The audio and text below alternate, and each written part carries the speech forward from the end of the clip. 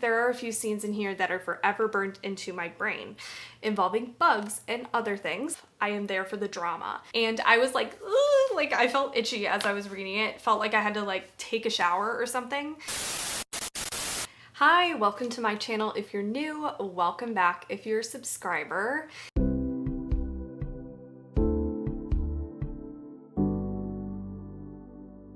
Today I am very excited because I'm going to be talking about some summer horror and thriller books you have to read this season.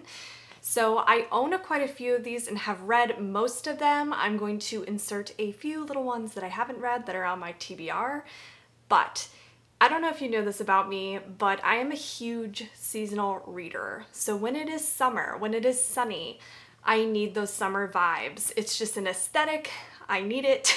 It's so satisfying reading a summer book in the summertime. You know, it really helps immerse you in the experience of reading, whether it be, you know, taking place at a summer camp or in the woods or by a pool or a vacation or an island. It's just so fun reading those settings during the summertime. So I will be talking about my summer book recommendations, and I'm kind of breaking them down into categories. First of all, I'm going to start with what just simply feels like summer to me, and to explain what feels like summer, a lot of these books reference summer, they reference heat. A lot of them are fast-paced. I feel like fast-paced thrillers are perfect for the summer. I feel like a quintessential summer read is a good slasher. I just feel like most slashers actually take place in the summer, and it's just the perfect vibes for that. I am also going to be talking about some paranormal elements, whether that be haunted houses or just, you know, supernatural, otherworldly things and presences and some possession. There's just going to be a lot I'm going to talk about in this section. So let me know your favorite kind of setting to read in the summer, and also if you have any recommendations for me. But without further ado, we're going to start it off with my absolute favorite book. I feel like people just know that I love this book. And do you have any guesses? Do you have a guess that might fit me and summer? I feel like I rave about this book. Oh, it's so good. Any guesses? Any guesses? The Southern Book Club's Guide to Slaying Vampires. Let's take a minute for the cover. We got to take a minute to just take in the beauty of the cover. It is so freaking gorgeous. I read this about a year ago, and it is one of my all-time favorite books. It is so good, and the perfect time to read this is smack dab in the summer like it is right now. So if you don't know what this book is about, it pretty much tells you right in the title what it's about. It's about a group of Southern women who have formed a book club, and basically they're bored. They're housewives, it's the 90s, they're just expected to cook and clean. And so they decide to form a group and kind of read some taboo things for women to be reading. So they want to read, you know, true crime and horror books, and they want to gossip about it, and they want to talk about it, and they want to read about the darker things of this world because they are so bored and used to just packing school lunches and doing motherly things that they're ready to get some gore in their lives. So they form this little book club, and it's going great. They're kind of hiding it from their husbands. And then one day, this new strange man walks into town, and they're all sort of like infatuated with him. They're very interested in him. He's charming, he's cool, and he joins their book club. And so they're all, you know, obsessed with him. And then they start to suspect that it is possible that he might be a vampire. That is literally all you need to know. So here is where I rave about Grady Hendrix. Grady Hendrix is one of those authors that in this book, he simultaneously made me want to cry, made me really squeamish with the gore, like yuck. There are a few scenes in here that are forever burned into my brain, involving bugs and other things.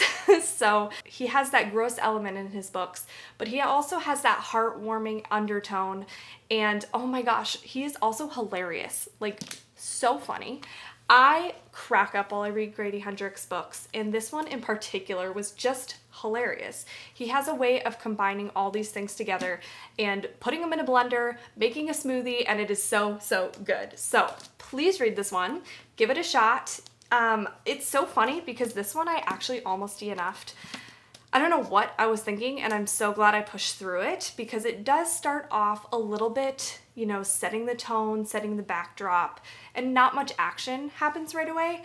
But please sit through that because it will pay off, and this one is so good. So anyway, if you pick up one book from this recommendations video, I would say please try this one. Southern women just being badass mothers, and it's just so good. Oh my gosh, it makes me so happy. So moving on to the next book, and it is My Best Friend's Exorcism by none other than Grady Hendrix, and I actually just read this one.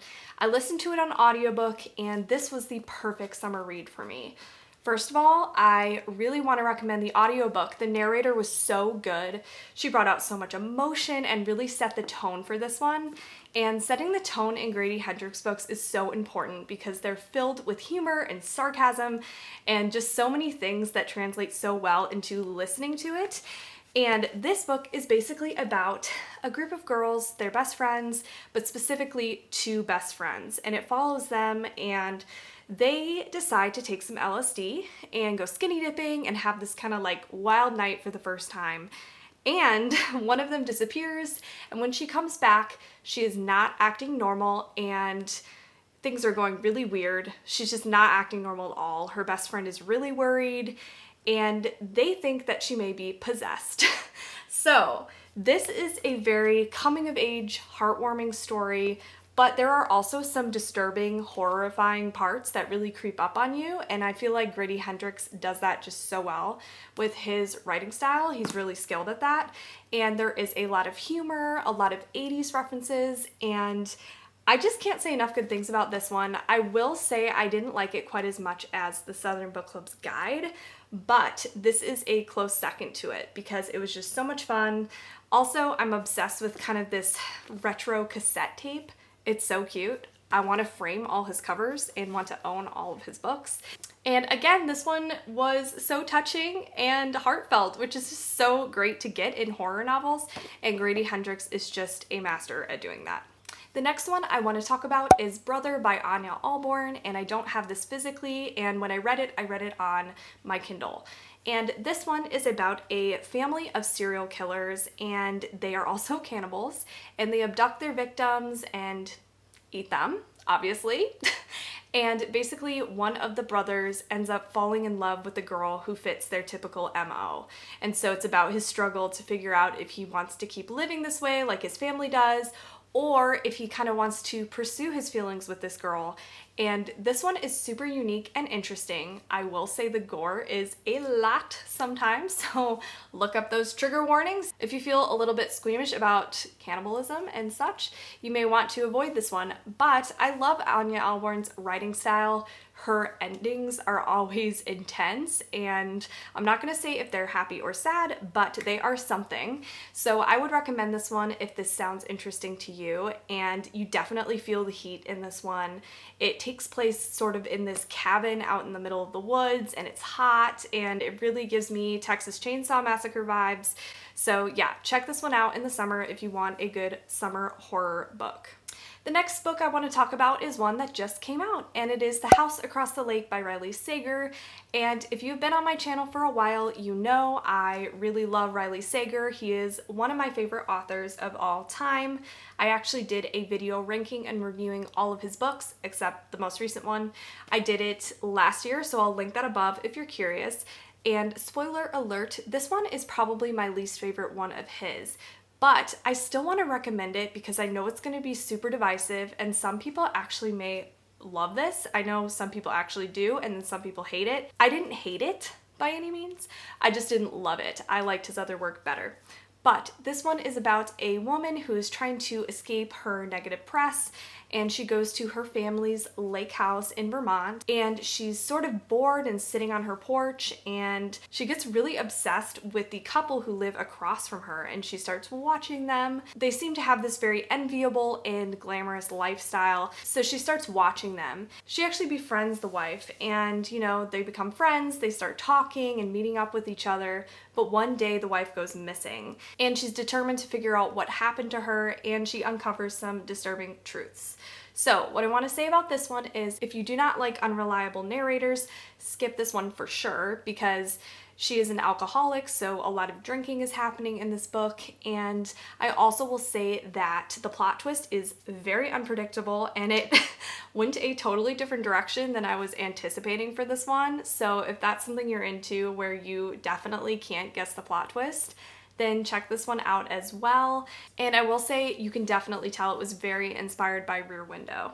So those are just my kind of feels like summer books. So let's go on to specific categories. And the first category I want to talk about are slashers. And like I said before, slashers just have a summer feel. Oftentimes they take place in summery settings. So the first one I want to talk about is another one by Riley Sager, and it is Final Girls by Riley Sager. So this was actually the first book he ever wrote, and again, you can go watch my ranking videos if you want to know exactly where it fell in my ranking. But this would be a perfect summer read, and you can tell it's very inspired by slasher movies, and it is also a psychological thriller. So this book is about Quincy, and she went on vacation 10 years ago, and she went with a group of her college friends, and they got a cabin in the woods, as people in college seem to love to do in horror movies and horror books. So they got a secluded cabin, they're partying, they're letting loose, and unfortunately a massacre happens, and she comes out the sole survivor. And the media calls her a final girl, and two other girls who were the sole survivors of different massacres are called final girls as well. But now Quincy's doing great. She has a baking blog, and she has a great boyfriend who's very loving, and she's happy with where she is in life. But everything changes when one of the final girls shows up at her doorstep. So this one is told in a dual timeline, so you get flashbacks to when the massacre happened and then the present day. I was really enjoying the flashbacks, and it kept me wanting to read because I wanted to figure out what actually happened in the flashbacks. So this one is very fast-paced. The next book in this category is The Final Girl Support Group by Grady Hendrix. Grady Hendrix is just the star, I swear. This is actually the last book in here that I'm going to recommend of his, but I love Grady Hendrix writing. I think if I had to choose two favorite authors, it would be Riley Sager and Grady Hendrix. But anyway, I'm obsessed with this cover. Again, another great iconic Grady Hendrix cover. So this one is about a group of final girls who have been meeting for over a decade in this sort of support group that they've formed. One day, one of the members goes missing though, and it becomes clear that someone is trying to pick them off one by one, once and for all. So this one is the least humorous, in my opinion, out of all the Grady Hendrix books that I've read, but I still did enjoy this one, and there were a lot of cool horror slasher movie Easter eggs throughout, and I enjoyed it, and I listened to this on audiobook, and again, I just really love listening to Grady Hendrix books on audiobooks, so I would recommend this one. I want to talk about one that I actually just ordered, and it is Kill River, and this is amazing. The cover, amazing. It feels like a retro little horror book. This is a slasher, and it takes place in the 80s. And this one is about a group of friends who sneak away from their summer camp in the middle of the night and decide to go rafting. And they end up getting lost in the middle of the night, and they stumble upon this abandoned water park. And they're super excited. They decide to go and try out the rides.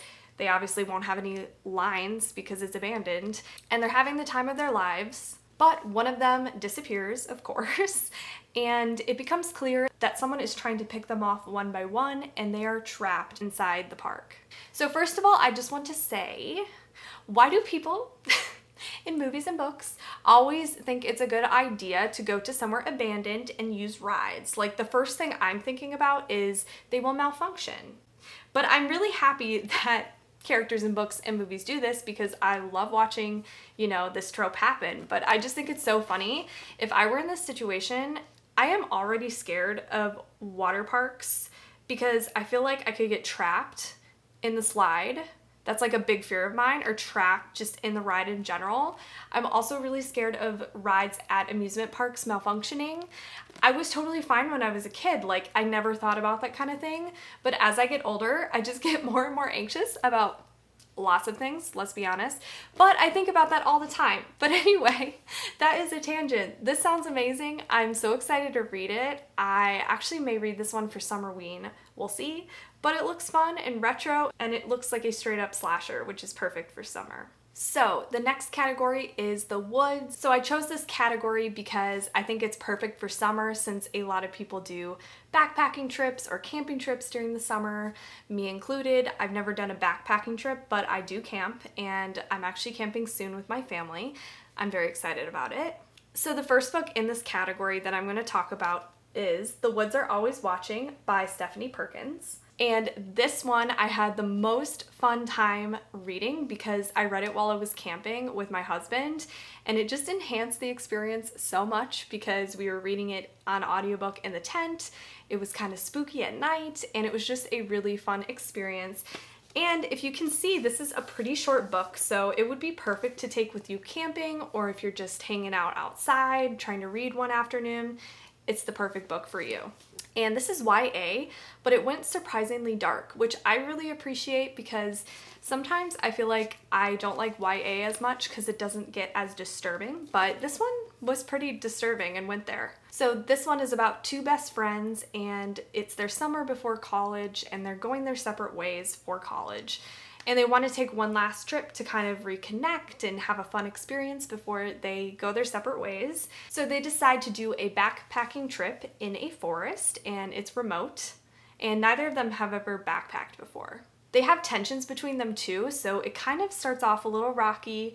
Some tensions start flaring up. I don't know if anybody's gone on vacations with their friends, but if there is tension before the vacation, you better believe that there's going to be more tension on the vacation if sort of external conflicts start coming up. So it's a perfect setup. So they're kind of bickering a little bit and a little upset with each other, and then they kind of veer off the trail and stuff happens. I'm going to leave it vague. So I would recommend this one. Again, it kind of gave me...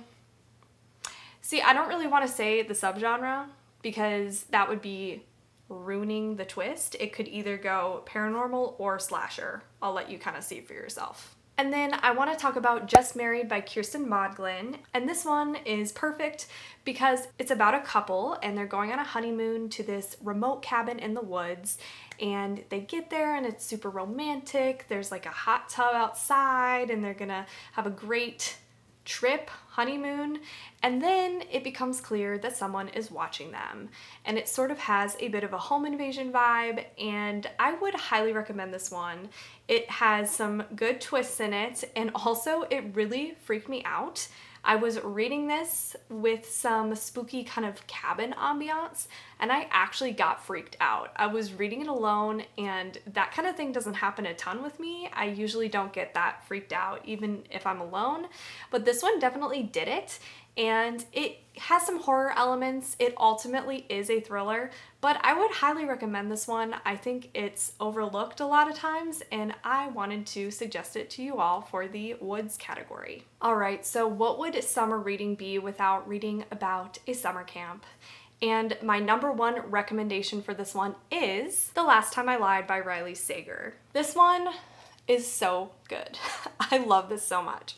So this is a purely psychological thriller book, and it's about a young woman named Emma, and she is a painter, and she gets invited back to a camp that she attended when she was younger, and she gets invited back to be the painting instructor. And she ultimately doesn't really want to go back because something horrible happened while she was there. So she is really reluctant to go back, but she really wants to learn the truth about what happened to her two friends years ago, because when she was there, 3 of her best friends just disappeared and they still haven't been found to this day. So this one was such a nostalgic read for me because I grew up going to a summer camp, and so it had that summer camp setting. I could really relate to the setting and what all was happening and listening about the activities they were doing and just kind of like the drama that always goes down at summer camps like 100% of the time. So I really enjoyed that, and it had a really good twist at the end, and it was just a really, really good read. So the next couple I actually haven't read yet, but are on my TBR, and they are all summer camp books. And the first one I want to talk about is pretty popular. I've been seeing it all over Bookstagram lately, and it is The Counselors by Jessica Goodman. So this is about 3 best friends, and they actually met at a summer camp years ago. Goldie is now coming back this year as a counselor, but she's keeping a dark secret. And the boy actually who broke her heart turns up dead in the lake. and Goldie learns she isn't the only person at camp lying. So the next book is The Lake by Natasha Preston, and this is another one about a group of friends who were once campers and are returning as counselors. In this one, 2 friends are back as counselors, but they did something bad when they were campers and they agreed to keep it a secret. They start receiving mysterious notes though, and it seems like someone is trying to expose their dark secrets. And then the last one is a new release, and it came out this month. It's actually my most anticipated releases for June, which I will link above. And this one is called The Wild One by Colleen McKeegan. And once again, this is another really similar sounding one, but it's rated the highest out of all of them, so I might recommend checking this one out since it's rated the highest, but honestly, choose whichever one you want, or actually the one I read the last time I lied, because I think that one would really work for a lot of people. And this one is a coming of age story, and it is about a group of friends who have been keeping a secret for years. And it is a secret revolving around a man who died in the woods. The truth starts to slip though in the present, and the past starts poisoning the present. And the girls have to turn to each other to put the demons of that summer to rest. Also, this seems to follow a timeline of adults and when they were teenagers, whereas the other 2, the counselors and the lake, are just YA. The next category I would like to talk about is island settings or vacation settings, and this is perfect because people, love the beach in the summer, but also they oftentimes take vacations in the summer, and this happens to be a newfound favorite location to read about. I really want to read more books about islands, and the first book is Reckless Girls by Rachel Hawkins, and this one is funny because a lot of people read it and really, really didn't like it, and I gave this one 5 stars. I really loved it. This one you just can't take too seriously. It's more of a popcorn thriller. There are some ridiculous over-the-top things in this that are very dramatic, very unrealistic, but sometimes when I'm in a reading slump or just really need a fast-paced read, that's what I love. I am there for the drama. This has a lot of drama in it, and it's really fast-paced. The setting is incredible. I loved all the messy characters. It's a bunch of messy people on an island stuck there together, and things go down. So this is about Lux and her boyfriend, and they just started dating, and her boyfriend is approached by these 2 tourists, and they're super rich, and they ask if he would sail them to a remote island. And so he says yes, he brings Lux, and they all make their journey to this island. Lux quickly becomes friends with the passengers. She really likes the 2 girls, and they actually get to this island, and the island has a lot of history and kind of rumor about it over the years. It has a past of shipwrecks and cannibalism potentially and murder, so they're interested in that. So when they get to the island, there's actually another really, really wealthy, rich couple there, and they're really surprised. And so it's about all their interactions, and that's all I want to say. Go into this one blind. It's really fun. I feel like that's all you need to know, and things just get wild. The next one I want to talk about is The Island by Adrian McKinty. And this one is very, very good. It's a newer release, and I read this on audiobook, and I highly recommend reading it that way. First of all, the narrator is amazing. Second of all, there are sound effects, and it helps it go really fast paced. There were rain sound effects, there were gun sound effects. It was a really good way to read this book, so I highly recommend listening to the audiobook. And it's also going to be made into a Hulu miniseries, which I am very excited about.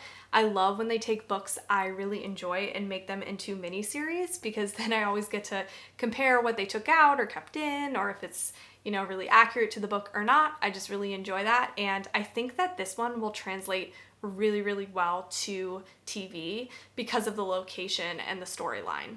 So this is about Heather, and she's recently married her husband, and he actually has 2 kids from his previous marriage, and she's trying really, really hard to get along with the 2 kids, but they just really don't like her. And so they all decide to go on vacation to Australia, and they get there, but it's really a letdown for the kids because they're more in the city, they're not seeing koalas and like all this cool wildlife that they wanted to see. And so they're at this rest stop and they're actually approached by someone and he's like, hey, I heard, I wasn't trying to eavesdrop, but I heard that your kids really want to see a koala. Come back to my van, I have a koala there. And so they get to talking with these people and they basically decide to buy their way into this private island to see more wildlife. And so they go and they pay for it, but something really horrible happens on the island once they get there and they are stuck. And it is clear that they're gonna have to fight for their lives to make it out. So this one is really good. It's very fast paced, especially the last part of this book. I was flipping the pages. I had to know what was going to happen. It's really intense. And I will say in the beginning, I was just not connecting to the characters. The kids are annoying. I didn't feel very invested in the main character either. But as this progressed, I grew really attached to the characters. And I highly recommend this one if this one sounds interesting to you. It is really good and I don't think it'll let you down. All right, so let's move on to some more disturbing horror books, and these take place on islands as well.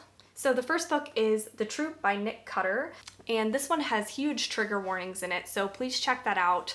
A lot of animal cruelty, which is something that I really did suffer through in this book, but overall, this book is really, really good, really, really horrifying and disturbing, and yeah, this book is slightly traumatizing, I will say, but I really, really did enjoy it. So it's about a group of Boy Scouts and they're taking a trip into the Canadian wilderness, but this unexpected intruder kind of approaches them and it's obvious that something is very wrong with him. He's so skinny and seems really sick, and they end up being exposed to something and they have to quarantine on the island and they're stuck there. So this is a lot of body horror, like a lot of body horror.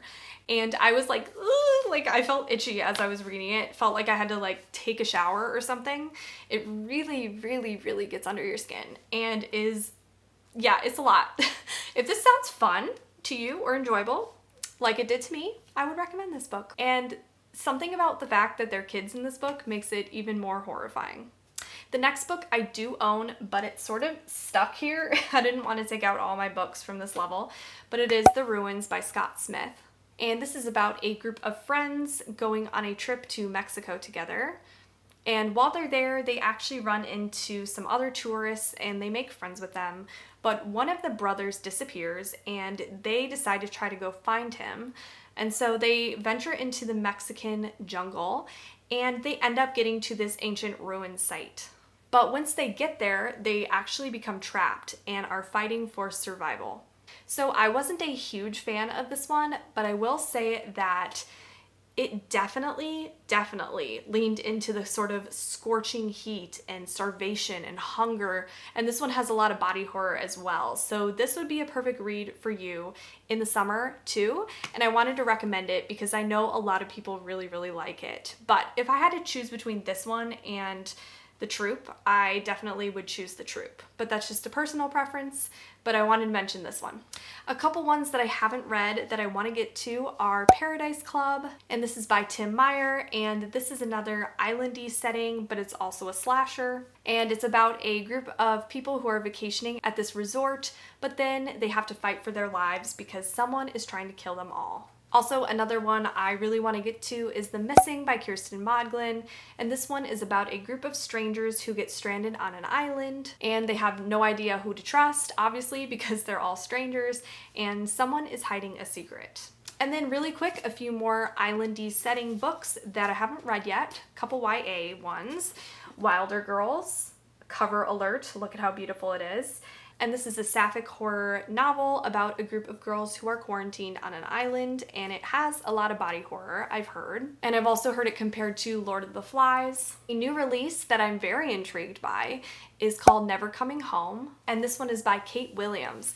And this one is about a group of influencers, and they're all invited to this luxury resort, but the kicker is it's exclusive and no one under 21 is invited. But what they don't know is they weren't actually invited for their status on social media or their following, but rather for the secrets that they all hide.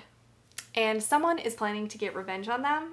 So I love a revenge book so much, and I just feel like there could be a lot of interesting drama going on with a bunch of influencers. Another one is The Girl Who Knew Too Much by Tiffany Brooks. And this is about a group of high schoolers who join a Survivor-style reality TV show on this island, and they are competing to find this treasure. Since it's a thriller though, I'm assuming that things are gonna go terribly wrong and probably turn out a little bit Hunger Game-esque or Squid Game-esque. So I'm really intrigued by that one. And then the last one I wanna talk about in this category is a new release this month, and this one looks really good. So it's called One of the Girls by Lucy Clark. I saw in the comments on Goodreads that some people were saying it was giving them guest list vibes, and I'm obsessed with the guest list. It's one of my favorite books ever, so I immediately wanted to pick this one up. And it's about 6 women who travel to Greece for a bachelorette trip, and hello, sign me up for that. I really want to go to Greece. Could you imagine getting invited to Greece for a bachelorette trip? Like, sign me up now. Thank you. Anyway, everything seems too good to be true. Each of the women are hiding a secret though, and someone there is determined to make sure Lexi's marriage never happens. And one of them doesn't make it off the island alive. So this one sounds very spicy, very juicy, very dramatic, so I'm very intrigued. The next category I'm going to talk about is the circus/carnival category. So the first book in this is Cirque Berserk by Jessica Guess, and I love this book. It is so good, and it's pretty short. It's 168 pages, and it's in the Rewind or Die series, but you can read this as a standalone. And this one is super fast paced. I promise you, you'll fly through it. So in the summer of 1989, a massacre happened at a local carnival where a group of high schoolers killed a bunch of people and then disappeared. 30 years later, high school seniors learn about this urban legend, and they decide to actually go to this carnival and break into it and see if the rumors are true. So once again, I don't know why they think this is a good, smart, or safe idea, but you know, I'm glad they did it because it made an awesome book. So anyway, they break in, but soon they are fighting for their lives. The setting in this was amazing. There was fun references to 80s music, and I really loved it. And you actually get a bit of a villain backstory, which I enjoyed. I haven't read much with villain backstories, and it just feels like a nice retro slasher.